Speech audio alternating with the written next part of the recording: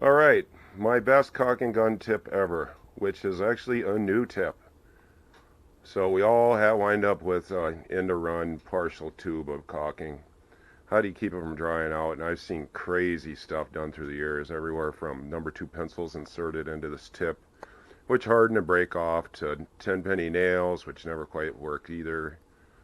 The best way is to seal it up the correct way. And it's amazing how many caulking tubes still to this day do not come with a reusable cap. So here's your solution. You're going to go and get the correct wire nut, and you're going to simply put that on the end, and it even threads on a little bit. There's your problem solved forever. Ready to go whenever you want. And with very little experimentation, you'll find the absolute correct size wire nut, like I did. I hope you like this tip. Thanks for watching. Please subscribe.